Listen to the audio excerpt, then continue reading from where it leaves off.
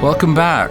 I thought it was about time I investigated some of the menus I've never really investigated, so let's go for it. Starting with, well, we know what edit they all do. We know what the view ones do. They're basically these panels here. Now, modify has a couple that appear only at certain times. So let's select a piece there and have a look. So create anchor points is one. The grids we all know, transpose, shift up an octave we know, and then there's merge into group. So those are the two we'll look at first. Okay, as it happens, create anchor points, creates two anchor points on the parameters, but it only seems to do it on the pitch deviation. I would love it to do on the loudness. What are the shortcuts? Alt-A. So you should be able to select that, Alt-A, and it pops two pieces down there so that you can get straight into editing from the beginning and end. Useful, but unfortunately it's only on pitch deviation at the moment. Now the next is interesting. It's merge into group. And to be honest, even though I've learned how to use it, I don't fully understand what the point is other than organization stuff. So let's just do that. So if I just select all these, and the shortcut key is Alt-G, and to disband the group, it's Alt and D. So let's start with Alt-G. Made a group, and it's called it La La La because these are all la's, and right now I have a familiar little melody here. La la la la la la la. So I'm going to undo that. And I'm going to copy this, and then I'll paste it again later here. Okay. So if I do an Alt-G over this, and an Alt-G over this, actually, let's change this title to do. Okay. Alt-G. So now we got group La La La and then group Do La La.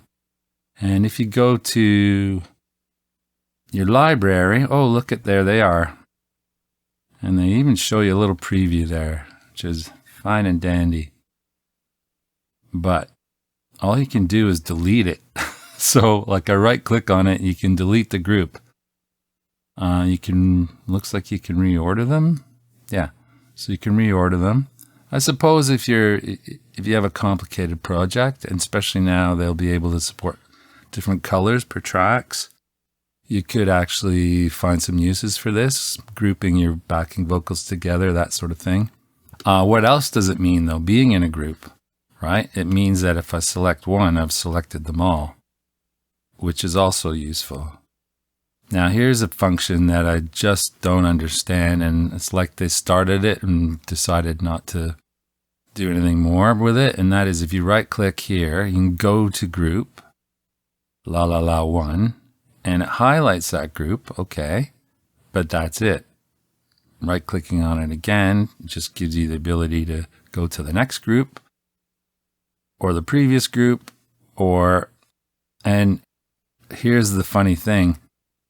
Well, maybe not so funny because, again, it's a little confusing as to why they say go to, because I'm going to go off the screen, say I'm on, verse 5, and I right click and it says go to group. I want to go to La La La 1. Oh, it's selected it, but it hasn't gone there. So kind of a pointless exercise, really. So there we go, more room for improvements and another wish list. Make that more useful. I would love to be able to select a group and just loop it or do something with it other than that. Anyway, there is a couple of interesting things about the groups though, and I'm going to just break this apart. Alt-D makes it not a group. Alt-D makes it not a group. Okay. So if I was to, well, let's put some words in here. And this is another menu we haven't looked at specifically because, again, I don't find it actually overly useful. It seems like a logical thing to do, but ultimately you have to really know what you're about to do lyrically. Otherwise it becomes its own nightmare. And that is using insert lyrics. So since I know the words to this song, I'm going to type them out, and it's important to space between every word. You can't do the plus or the minus here. Well, actually you can, but I don't know how. So I'm just going to go some, and then where, and then O-H,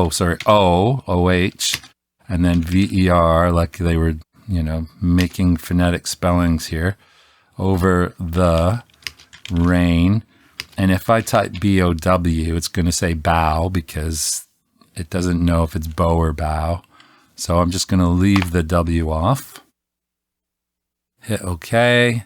And let's put the words in. That's fine. And this is okay if all your words have their own chunk of MIDI. But if you've split a word over 3 bits of MIDI, it gets too complicated to do it in that add lyrics generator thing. And if you try and do like a whole verse, inevitably you're going to have about 3 lyrics okay, and then from then on you're going to have to manually redo them. But that's where the next feature of groups comes in. If I was to, let's just play this clip again. Somewhere over the rainbow. So because everything's joined, basically everything's touching, so that the AI makes these kind of rising notes and drops between the words to make the flow more natural, which is fantastic. Sometimes you want that not to happen. Occasionally I get words that just won't work on their own, and you have to put a little space there, and that doesn't help. And so this actually may be a technique to know. And that is, if I want her to sing somewhere and then start singing over the rainbow, is it almost like a second line without a continuous, I could put a space there. Let's just try it. So I'll put a little space there. Let me get this. Somewhere over the rainbow. Which actually feels pretty good. But another thing you could do in a circumstance where you need a slightly different effect, you can put these two into a group. So that is Alt-G. And when you do that, it effectively breaks the AI between this word and this word. So it's starting now as its own word. And what you're going to hear here, and you can actually see it, it'll fade out at the end of the word because it has nowhere to go. So, but this one starts in full strength. So you're going to hear her sing somewhere and it fades out, and then over, it's almost like a second person coming in. So have a listen. Somewhere over the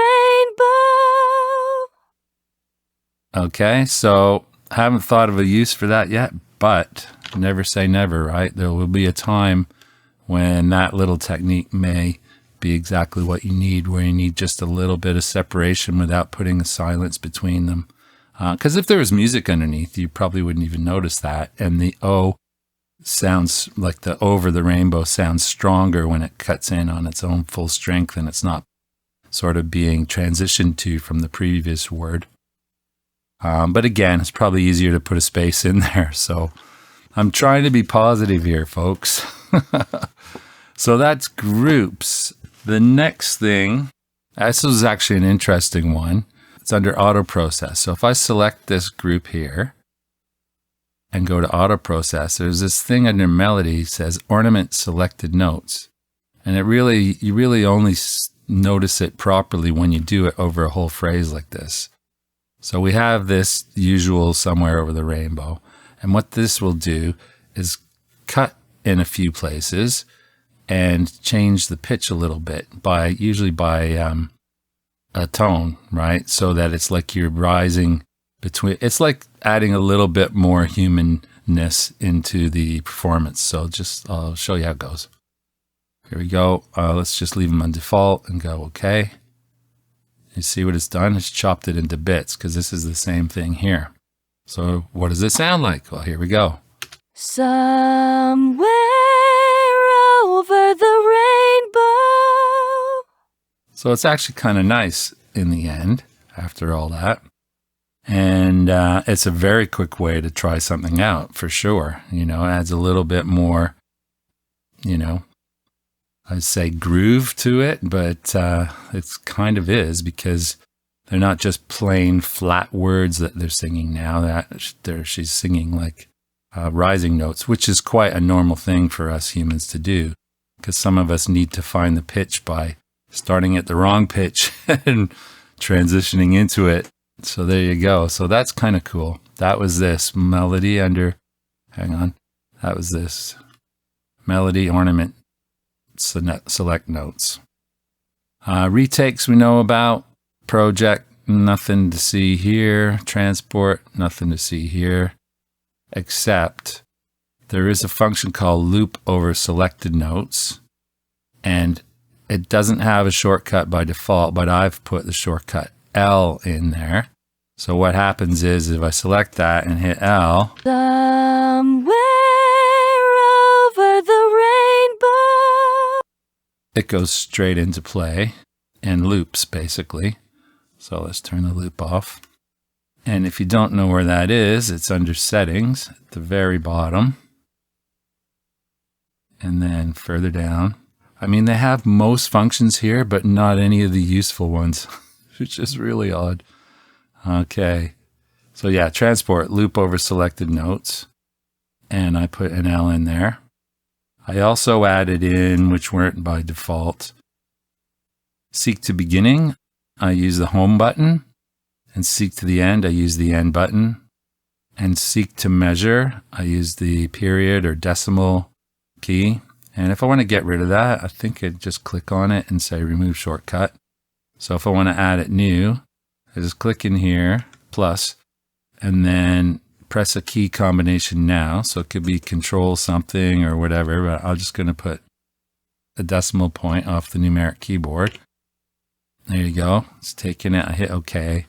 And so now when I hit that, it wants me to enter a measure number. And I'll put 6. And then OK. And there you go. It jumps to 6. But we've been through that before. Still quite awkward the way this thing works. Too many steps for something so straightforward, or should be so straightforward. A lot of the keyboard shortcuts they've left out, I've discovered, thanks to some comments in the comment section, is stuff that are standard Windows things or standard computery sort of thing. So I've got this note word selected here. And if I want to go to the next one, I just hit the tab key. There you go. So, you know, it is there. And there are some programs I use that use that technique. Then there are others that use the arrow keys, which, you know, I'm so used to doing. That's my natural place I hit first. And if you want to go backwards, it starts getting into Vulcan death grips. You have to do control and tab to go reverse. So never like having to use your thumb and a finger to do a keyboard shortcut when you could literally do it with 2 keys that are meant to go forwards and backwards. So let's keep on voting for that one. No, let's just vote for customizable keys for everything. That way we can map it out to whatever we're comfortable with.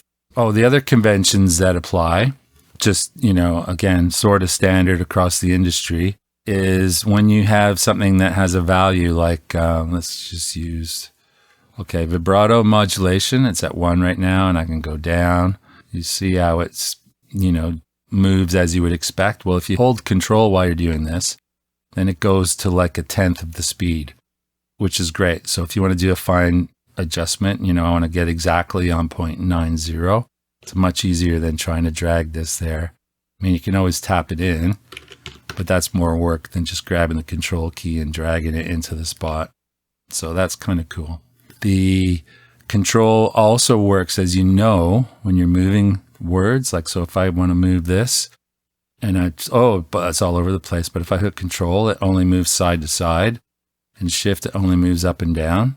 Well, that also applies in your parameters here. So if I do a pitch deviation here, and I use Alt-A to make the anchors, and then I double click here and make something I can bend the pitch with. If I want it to only go up and down, I hold Shift and it constrains it. And if I want it to go, I like the height, but I need to move it sideways only now. I just hold Control, and it only goes side to side. So Control for constraining left, right, and Shift for constraining up and down. That's basically throughout the program, so that's a good thing to know. And the final thing I wanted to show you is actually kind of an advanced workflow tip, so a reward for hanging around this long. So let's get into it. It's editing basically, and I'm going to just zoom this. And we got our rainbow here. The rainbow.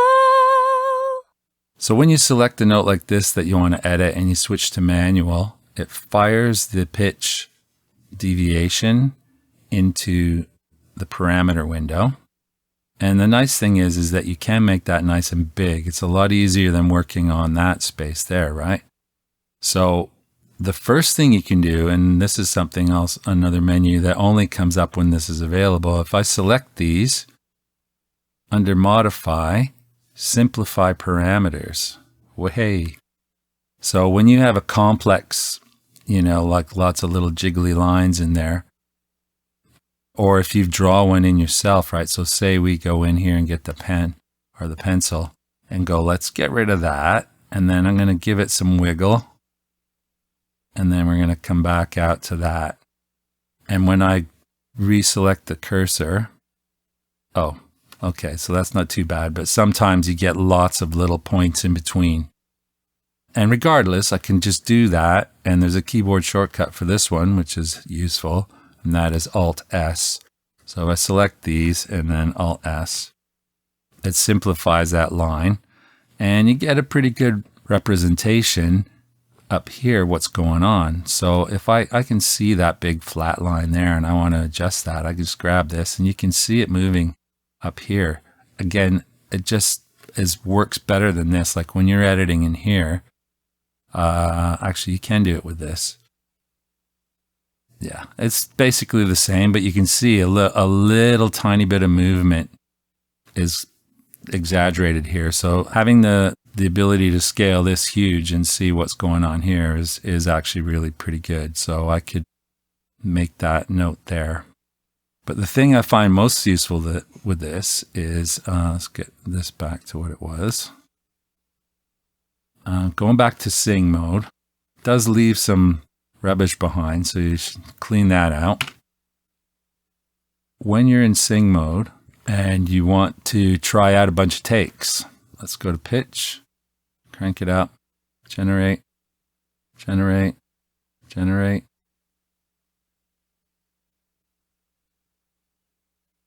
So they're pretty random. Okay. So let's say we like this one. And what you can see going on here, now here's another shortcut that we haven't discussed, and that is if I want to just keep this take 5 now, forget about all these others, I can just click on the garbage can here and say crop to active takes. That'll crop to this take. Or say I like 5 and I like take 8 is a bit wacky, so I like those two. And you can click here and say crop to active and liked takes. So now I've only got the 2 that I've liked left, and I can check between them. And if I'm not mistaken, let's listen to take 8. The rainbow. The rainbow. If I take take 5 with that wiggly line going up like that, I would say she's going to go sharp at the end. The rainbow. And she does. And you might like that, but if you don't, obviously the way to fix it, select that. Let's see if I remember. Alt-S. Nope. Alt-A. Oh, yeah. Okay. I can see that around here, if I double click here, I've now set a point where that's where it should be, but I want to bring this down so it stays in pitch. So I can just do that. And all I need to do is center it up, and there you go. I wouldn't be able to figure it out from here, but if I can watch that wiggly line moving up and down while I'm working, That's fantastic. So she's going to drop down a little bit near the end, but that's more natural than going up. The rainbow. So there you are. I hope you found this useful, and I'll see you soon.